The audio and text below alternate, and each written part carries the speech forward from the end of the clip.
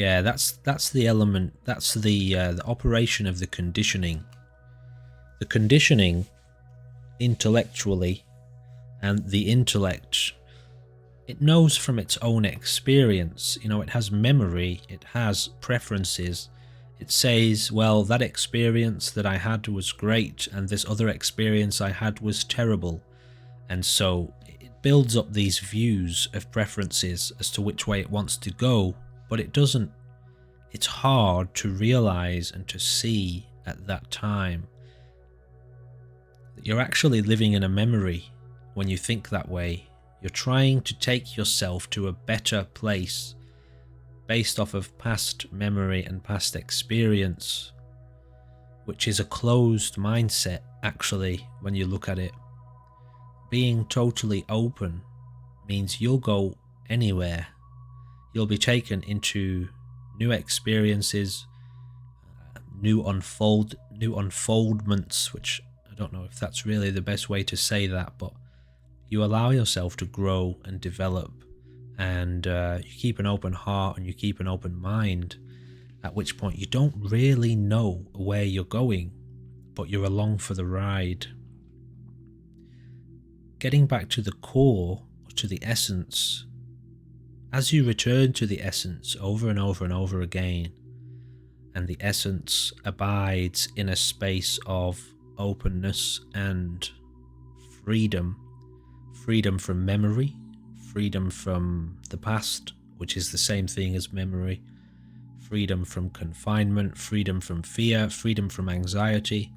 You are just forever relaxing into the now, and in the now, all opportunities manifest in the now. So you have no limitation.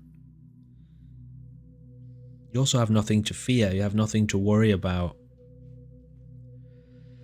So it's a difficult one to get very clear on.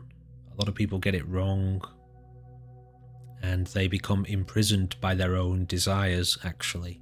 They end up building their house with no doors and no windows, and then they become terrified of having it fall down, and yeah, all of their desires imprison them.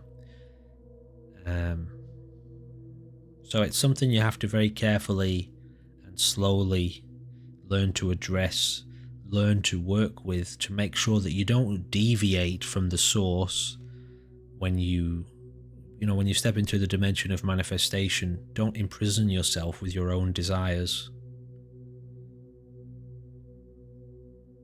So you have to learn to cultivate detachment and an open mind and an open heart. Allow yourself to be taken to places you've never been before, knowing that all you have to do is keep returning to the now and abiding in peace in the now, and you'll always be taken care of. Have simple desires, simple wishes, simple wants. Being connected with your essence means you become, some people use the term, a real human being.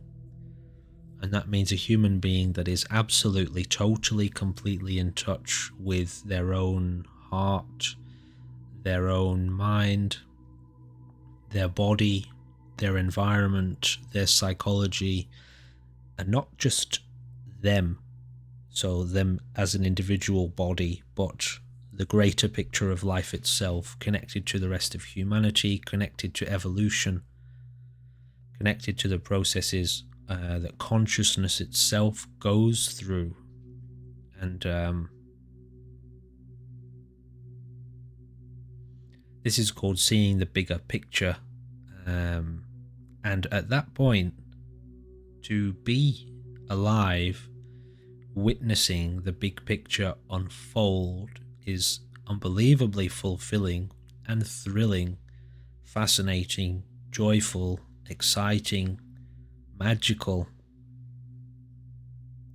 And that's at the essence, that's at the core. That means if you stop running around and you stop trying to achieve things, and you relax into the now, that's where you are. You're on the same page as life itself, unfolding spherically, infinitely in all directions, and it's wonderful and fascinating. And your body is a part of that. Yes, your desires and wants and wishes are also a part of that. But if you get obsessively consumed by your wants and desires, where your anxiety and your stress is, you've taken your attention off of the big picture unfolding. It is still unfolding, but you are ignoring it. You are obsessively thinking about me and my wants and what I want and where I want to be. All of that's contained inside your brain. So the effect that has on you as a spirit, meaning as a being, as life, you become obsessively stuck and focused on the psychology of a human body, and the joy and the wonder and the amazement and the fascination that's outside of your head. You've cut yourself off from it, and you become imprisoned within the brain, this tiny little box here. So you need to be careful when playing with those desires, because you will obsess over them to the point where you get stuck in there. You're not really stuck, but you will, you just descend deeper and deeper into misery, because there's a part of you that doesn't want to be in the brain. It wants to be out, living and breathing and connected and aware of its connection and in love with life itself. Just the simple experience of being alive. And so that's what you lose touch with. In religious terminology, that's called being cut off from God, or being cut off from the source. It's an illusion, obviously, because you can never be cut off from the source, because you are that.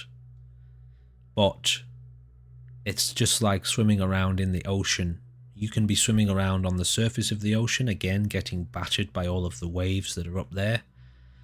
Or you can be in the deep, where not many people go, where it's very calm, usually very calm, very peaceful, and there's not much going on down there. It's very still and empty, and it's all the ocean, obviously. So, when it comes to being a real human being, you tend to operate from the depths, occasionally popping up into the shallows, just to kind of see what's going on with the world. Most of the world operates in the shallows, the world of humanity. Still insane, everybody's still fighting, everybody's still eating each other and killing each other and trying to steal land and nuclear weapons, and all this shit's still going on. Alright, I'm out of here. And you tend to drop, let go, return back down to your solitary peace of mind. So, to be a real human being, obviously you need to have access to the whole range of human experience, the insanity and chaotic society, and also the deeper perspective of watching that unfold.